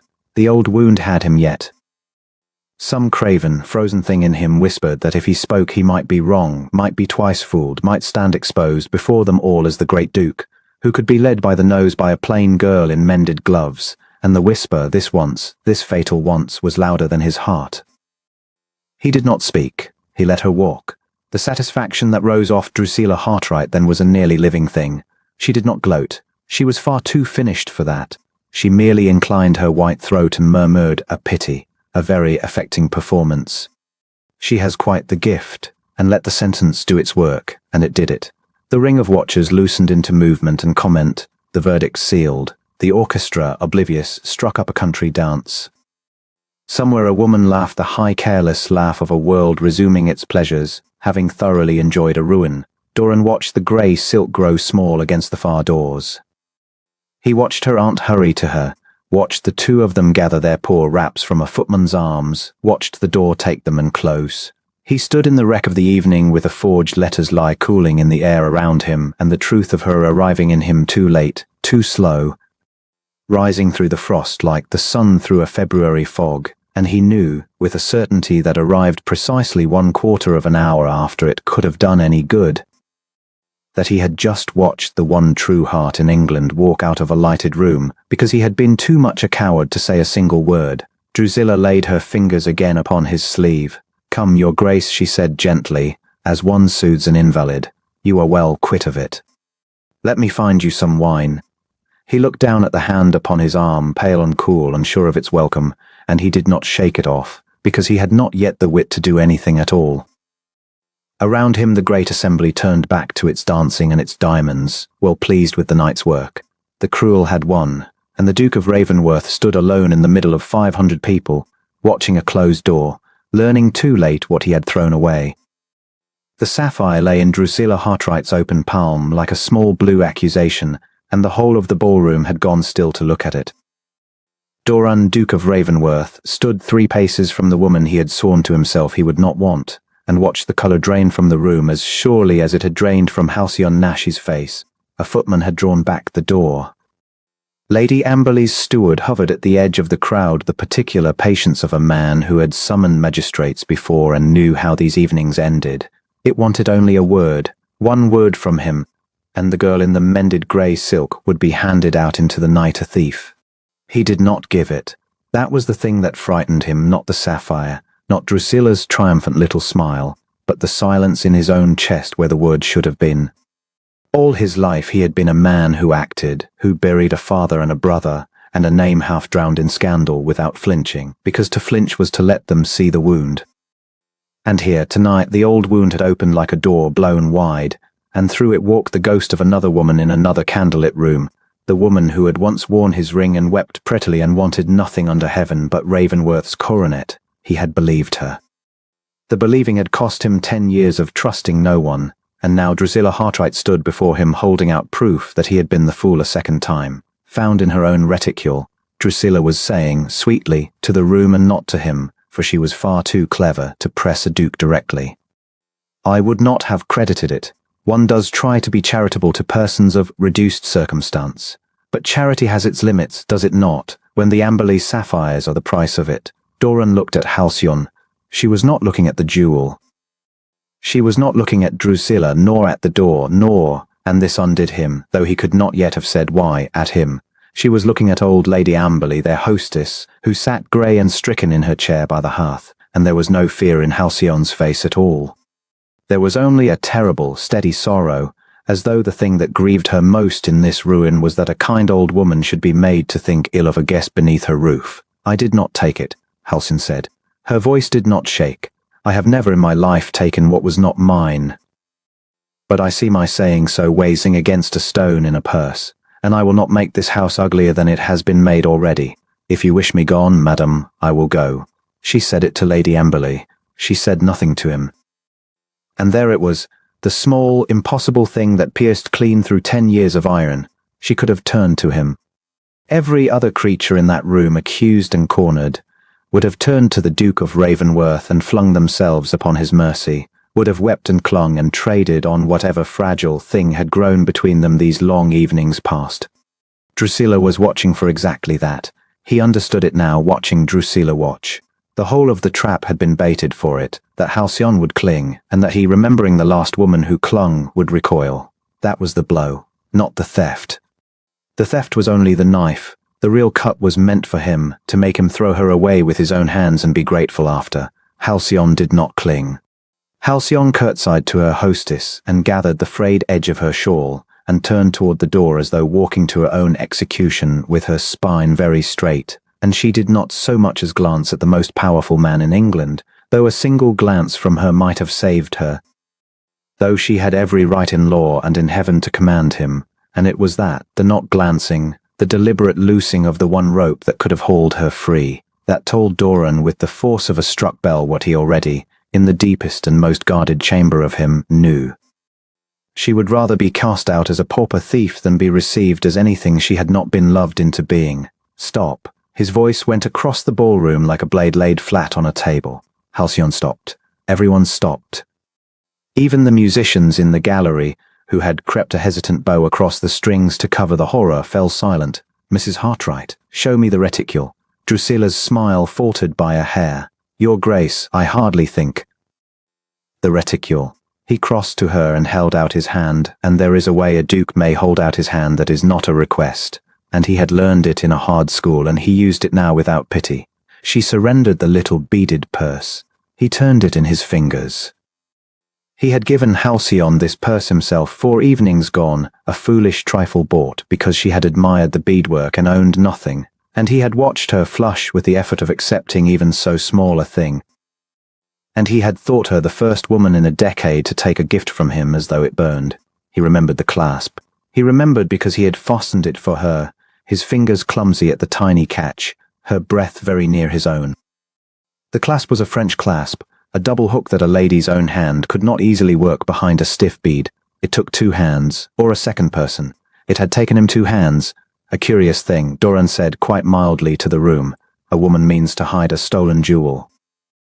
She has the whole of the evening and every dark corner of Amberley House, and the deep pockets of a cloak, and she chooses to carry it in a purse she cannot open without help, and then chooses is to be searched. He let the silence work.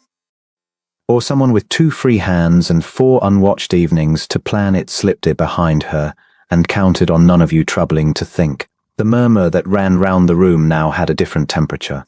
Doran felt it turn the way a man who has commanded troops feels a field turn. But he was not finished, and the thing that was rising in him now was not strategy. It was something he had thought long dead, rising so fast it frightened him, a fury clean and cold and absolute, on behalf of a woman who had not asked him to feel it. Mrs. Hartright brought the sapphire to our hostess's attention, he went on. How came Mrs. Hartright to know the Amberley sapphires were missing before Lady Amberley herself had missed them?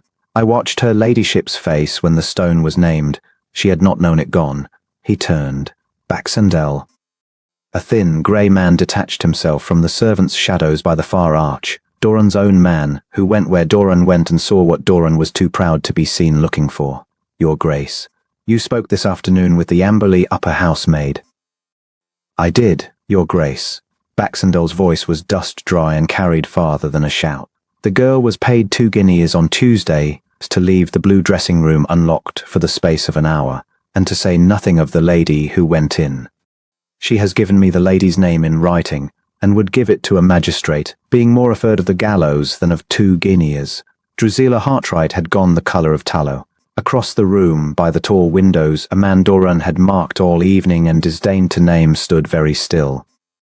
Sir Roderick Vane, the same who not 2 hours since had lifted his glass to Halcyon before half the county and asked, laughing, whether she was truly still unwed, still on the shelf at her age. The same who had courted this girl when she was 17 and portionless and dropped her the day a richer face crossed his path, and had come here tonight to enjoy the ruin of the woman he had wronged, because a small man cannot bear the sight of the person he has failed to break. Doran had wanted all evening to take him by his cravat and put him through the glass at his back. He found the want had not diminished. You see how it is done, Doran said softly, and now he let them all hear the whole cold weight of him. You take a woman who has no rank to shield her and no fortune to answer for her, and you build her a crime out of her own poverty, because you have been assured she is a person no one will trouble to defend. You are very sure of that. You are all so very sure of it. He looked round the gilded room, the faces that had tittered behind their fans, at Vane, at Drusilla, at every soul who had let it happen, because it cost them nothing. You have made only one mistake between you, and I will tell you what it is. He went to Halcyon. He had meant to be composed. He had rehearsed composure his whole life, but she was standing there with her shawl clutched to her and her eyes bright and steady on his face at last. At last she was looking at him, and he saw that she was terrified now, not of the room, but of him, of what he was about to spend, of the ruin he was about to bring down upon his own great name for her sake, and he found that composure had left him entirely, and he did not miss it. You have accused, Doran said, turning back to the room while his eyes stayed on Halcyon, the Duchess of Ravenworth. The silence that fell was not like the other silences. It had weight. It had the quality of a held breath in every throat at once, and then a sound went round the room like wind through wheat, a single indrawn gasp multiplied 100-fold, and somewhere a glass met the floor and shattered, and no one so much as looked. My wife, he said, and his voice did not break, though something behind it did gloriously. Married these 5 weeks by special license in the chapel at Ravenworth, before God and witnesses and the law of this land, and by her own stubborn wish kept from every one of you, because she would not, she told me, be curtsied to for a coronet she had not earned in your poor esteem. She would sooner have your contempt honestly than your flattery falsely. I thought her mad. He heard his own voice thicken, and did not care who heard it. She has stood in this room for 2 hours and let you spit upon her and call her spinster and thief and pauper, and she had only to say 3 words, I am Ravenworth, to end it, and to bury the lot of you, and she did not say them.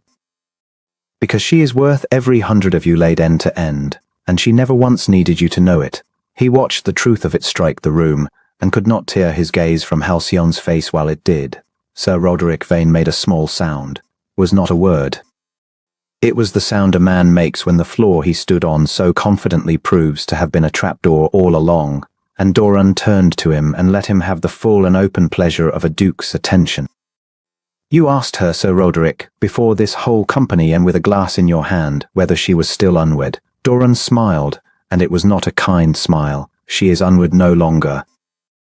She is the wife of the man whose name opens every door in England that yours has been scratching at these 10 years, and whose displeasure closes them. You dropped her when she was poor.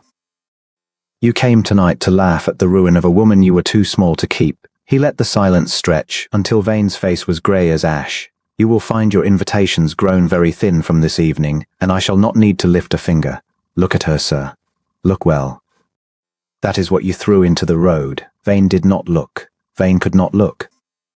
He set down his glass with a hand that shook and made for the door, and the crowd parted from him as from a man carrying plague, and he was gone into the dark he had meant for Halcyon, and no one, in all that glittering assembly, said a single word to ease his going. Drusilla Hartright had sunk into a chair. She was not weeping. She was too clever and too proud for tears, and Doran granted her a cold flicker of respect for it even as he damned her. She lifted her chin at him. "You cannot prove I placed it," she said, low. "Baxendale can prove the housemaid. The magistrate will prove the rest, and there will be a magistrate, Mrs. Hartright, unless my wife bids me otherwise, for it is her jewels you tried to make her hang for and her word that will decide your fate, not mine." He saw the calculation flicker behind Drusilla's eyes, saw her measure the ruin coming for her and understand at last and too late that she had staked everything on a single false certainty, that a nobody could be destroyed without cost. "You wagered she had no protector," Doran said quietly. "You were wrong in every possible degree. She has the most powerful man in England, and worse for you, she never asked him to be. He simply is." Lady Amberley had risen from her chair. The old woman crossed the ruined silence of her own ballroom, and Doran stepped aside for her, and she took both of Halcyon's cold hands in her jeweled ones and pressed them, and her voice trembled but carried. "Your Grace," she said to Halcyon, "Your Grace," the two words that changed everything, spoken by the highest-born woman in the county with her head bowed. "You will forgive an old fool her house and hospitality both, for I have been shamed under my own roof tonight, and not by you. Never by you." And she curtsied deeply to the girl in the mended grey silk, and behind her, one by one, in a rustle of satin, and a bowing of powdered heads that ran the length of that great room like a wave breaking, the whole assembly followed her down. They curtsied to Halcyon Nashi. Every one of them, the women who had cut her, the men who had leered, the friends of Drusilla, and the hangers-on of Vane, all of them bent their proud necks to the Duchess of Ravenworth, and Doran stood among them, did not bow, because he had bowed to her in his heart 5 weeks since and every hour after, and because he could not have moved just then to save his life. For he was looking at her face, and her face had crumpled at last, not at the accusation, not at the sapphire, not at disgrace, but now, at the sight of a proud old woman kneeling to make it right, at the sight of the room made to see her, and Halcyon Nashi, who had borne cruelty for 2 hours with a spine of tempered steel, put her hand over her mouth and could not hold it a moment longer. And the whole cost of the evening fell on Doran at once, altogether, the way a man feels a wound only after the fighting stops. He had wavered. That was the thing he could not now unfeel. When the sapphire fell into that palm and the ghost walked through the open door of his old wound for the space of 3 heartbeats, 3 heartbeats he would answer for the rest of his life, he had doubted her. He who had held her hand in the dusk of the Ravenworth library, and felt more peace than in 10 years of grasping the world by the throat. He had let a dead woman's treachery put its cold hand for 1 instant on the living warmth of the only true heart he had ever been given. He had come within 3 heartbeats and 1 word of handing her to the night himself. It was the nearest thing to murder his soul had ever brushed against, and it had been the murder of his own happiness, and no one in that room would ever know how close he had stood to the edge of it but him. He would spend his life making up the 3 heartbeats to her. He would spend every day he was granted proving that he had learned, finally and entirely, the difference between a woman who wanted his name and a woman who had refused it to be sure he wanted her. Around them the ballroom was writing itself into astonished, delighted chaos, the tale already flying from mouth to mouth toward every drawing-room in England, the spinster they mocked, the Duchess she had been all along. Doran heard none of it. He was already crossing the floor to her, through the parting crowd, past Lady Amberley's shining eyes, and he did not care that 1,000 witnesses watched the feared and guarded Duke of Ravenworth stride the length of a ballroom with his heart bare as a boy's upon his face. He reached her. She looked up at him, her hand still pressed to her lips, tears standing in her eyes, and something beneath the tears he had no name for yet, and meant to spend a lifetime learning. And he did the thing he had wanted to do since the word thief had first been spoken, and he had failed her by the space of 3 breaths. He held out both his hands to his wife. He crossed the floor without hearing the music stop, though it must have stopped, for the whole vast room had gone as still as a held breath. Doran was aware only of the distance between himself and Halcyon, and of how each stride shortened it, and of how the crowd parted before him the way water parts before a prow, not from courtesy now, but from the sudden terrible understanding that the Duke of Ravenworth was not walking away from the ruin they had made, but straight into the heart of it, to the woman they had spent the evening grinding beneath their heels, She stood beneath the great chandelier where the candlelight fell most cruelly, where they had meant for all eyes to fasten upon her plain grey gown, and her want of jewels and her want of a husband, and she was looking at him. Not at the room that turned to stone around her, not at the woman who had accused her, not at the man who had discarded her years ago and laughed tonight at her supposed spinsterhood, but at him, at Doran, with those clear, steady eyes that had never once flattered him, that had never once asked him for anything, and that now held a question so quiet it undid him where a shout could not have. He stopped an arm's length from her, close enough to see that hands were trembling, though her chin was not. Halcyon. Her name came out of him rougher than he intended, stripped of every title and every guard he had worn like armor for the better part of 20 years. Forgive me. I came near. God help me. I came within a breath of believing them, of letting them make me doubt the truest thing I have ever known. A murmur went through the crowd like wind through dry grass. He did not turn to it. He had spent his life turning toward such murmurs, measuring them, arming himself against them, and he found now that he did not care for a single one. You need not, Halcyon said softly, make a spectacle of it, Your Grace. You have already shown me more kindness than I had any right to expect. You owe me nothing more than that. There it is, he said, and to his own astonishment he felt his mouth curve, felt something that had been clenched in his chest for weeks come loose all at once, even now. Even here, with the whole of society waiting to see you weep, you tell the Duke of Ravenworth that he owes you nothing.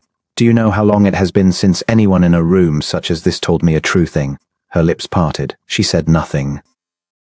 They flatter me, he went on, and now he did lift his voice, not in anger but in a plain, carrying clarity that reached the gilded corners of the hall.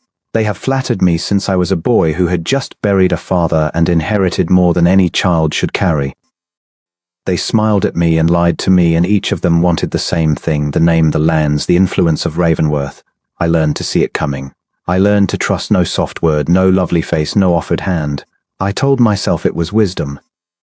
It was only fear wearing wisdom's coat. He drew a breath. And then a woman in a grey gown looked at me across a supper table and did not try to charm me, and corrected me when I was wrong, and pitied me not at all. And I did not know what to do with her. I have not known what to do with her since. He was aware of Drusilla Hartright somewhere at the edge of his vision, of the frozen brilliance of her gown and the sudden ash-grey of her face, of the way the allies who had ringed her all evening had begun, one by one, to drift a step apart from her. As rats will feel a ship go under before the sailors do. He would deal with all of that, but not yet, not before this. You knew, Halcyon said. It was not quite an accusation. When you found me in the library, when you let them believe I was nothing to you, you already knew what I was to you. I knew, he admitted, and I was a coward about it. I let you stand in the fire longer than I should have, because a part of me, the old, frightened part, wished to see whether you would break, whether you would beg, whether you were what all the others had been. You did not break. His voice thickened.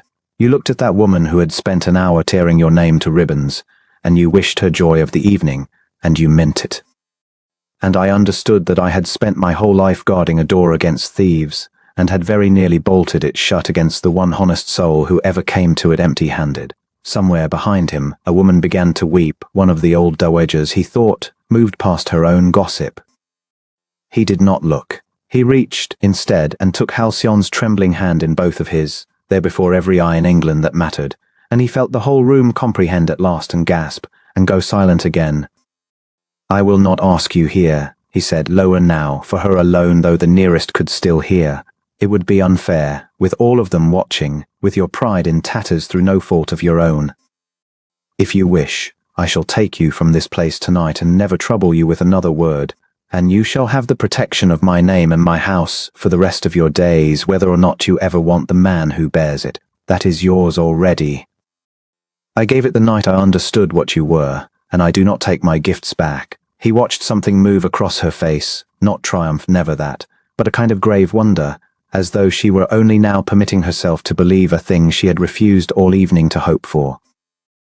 But, Doran said, and his hands tightened on hers, if you will let me, I would rather ask you properly in a garden with no one to see, where you may laugh at me or refuse me without 100 witnesses to your mercy, because I find I do not want to be the Duke who rescued you. Any fool with a fortune might do that, I want to be the man you would have chosen if I had come to you with nothing at all, no title, no lands, no power that half this room would sell their souls to touch. I want to be chosen the way I have never once been chosen in my life. Will you give me the chance to earn that? For a long moment Halcyon did not answer. The chandelier burned above them. The room held its breath. Then she lifted her free hand and laid it against his where it clasped her own, and Doran felt the trembling in her fingers steady against his skin, and she said, in a voice that carried further than she likely knew, "You never needed the garden, Your Grace. I made my choice at the supper table, the same as you. I only never dreamed I should be permitted to keep it." He had faced armies of solicitors and rivals and false friends without so much as a change in his color. He had buried both his parents dry-eyed, because the world had taught him tears were a weakness others would use. And now, in front of the whole assembled cream of the ton, the Duke of Ravenworth felt his eyes sting and did nothing to hide it. "Then I have wasted a great many words," he said unsteadily, when 3 would have served. "You may say the 3 in the garden," Halcyon answered, and there it was at last. The small, dry warmth of her, the humor she had kept banked all evening beneath her dignity, flickering up now like a coal breathed back to life. A lady likes to be asked somewhere prettier than this. A sound broke from him that was half a laugh and half something else, and he raised her hand to his lips and kissed it, slowly, deliberately, so that not a soul in that hall could mistake what they witnessed. And then he tucked it into the crook of his arm and turned with her at his side to face the room that had come to watch her humbled. It was the man who had discarded her that his eye found first, her former suitor, who had swaggered up to her not 2 hours past and asked, before his sniggering friends, whether she had found no husband yet, whether the years had been so very unkind. The fellow stood now with his wine forgotten in his hand and his mouth slack, and every drop of color drained from a face that had been so full of easy scorn. "You asked my wife a question this evening," Doran said, and the word "my wife" went through the room like a struck bell, so that even those at the far walls who had not heard the accusation nor the reveal understood in one stroke the whole shape of what they had missed. "You asked whether she had found no husband. I believe you have your answer. Should you wish to put any further questions to the Duchess of Ravenworth, you may direct them to me. I shall be most attentive." The man's lips moved. Nothing came out of them. His friends had already begun the ancient art of pretending they had never known him.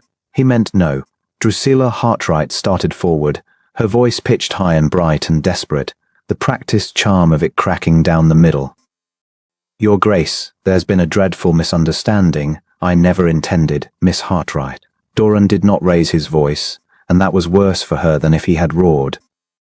"You stood in this room not a quarter of an hour ago, and swore before witnesses that my wife was a fortune hunter and a thief, that she had crept into my house under a false name to plunder it. You produced a letter you claimed she wrote. That letter, as 3 of the persons standing behind you can attest, and as your own maid will swear tomorrow, was penned in your hand." He let that settle. "You did not misunderstand. You understood perfectly, and you gambled that a duke would sooner discard a plain woman than believe her. You gambled, I think, on the worst of me. It is the only wager you have ever made that I am glad to see you lose." Drusilla Hartright looked about her for the allies who had flanked her all night and found only backs. Doran watched the exact instant she understood that she was, in the currency of that world, ruin. No invitation would come again, that the doors that had opened for her all her life were, from this night, closed. He felt no cruelty in it. He had lived too long inside cruelty to take pleasure in dealing it. He felt only the clean, cold justice of a thing set finally to rights. "You will excuse us," he said to the room and to no one, and it was not a request. He did not take Halcyon out through the grand doors where the crowd was thickest, but through the long windows that stood open to the terrace, out into the blue dark and the cool of the garden where the noise of the ball fell away behind them into a murmur, then to nothing at all.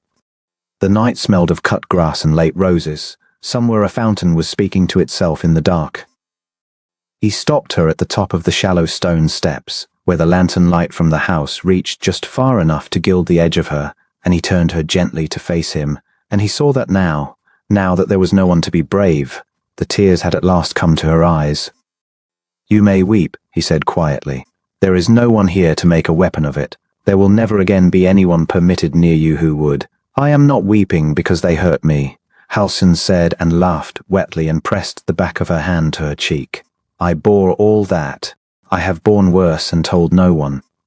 I am weeping because you walked across that floor, because I stood there believing you had gone, believing you had let them win, and I had made my peace with losing you, Doron, I had. And then I looked up and you were coming toward me, and her voice failed. I did not know a person could be that glad and still stand upright. He heard his own name from her, the plain given name, not the title, the first time she had ever used it, and it went through him like warmth into a man who had been cold, so long he had forgotten he was cold. Say it again, he said. Doron, once more. You are being absurd. But she said it again anyway, softly, Doron, and this time she was smiling, and he could not for the life of him have told where her smile ended and his own began. He took her face in his hands. He had touched 100 careful, gloved ballroom hands in his life and felt nothing. He touched her cheek now, ungloved, and felt everything. Halcyon Nash, he said, I have 3 words to say to you in a garden as promised, and I find they are not the 3 you expect. Her breath caught. No, I love you, he said, is what any man might say, and I do, more than I have language for. But that is not the promise I wish to make you. Here is the promise. He drew a breath that shook. I see you. That is the whole of it. Every soul in that hall looked at you tonight and saw a grey gown and an empty finger and a woman worth nothing. I looked at you and saw the only person who ever told me the truth.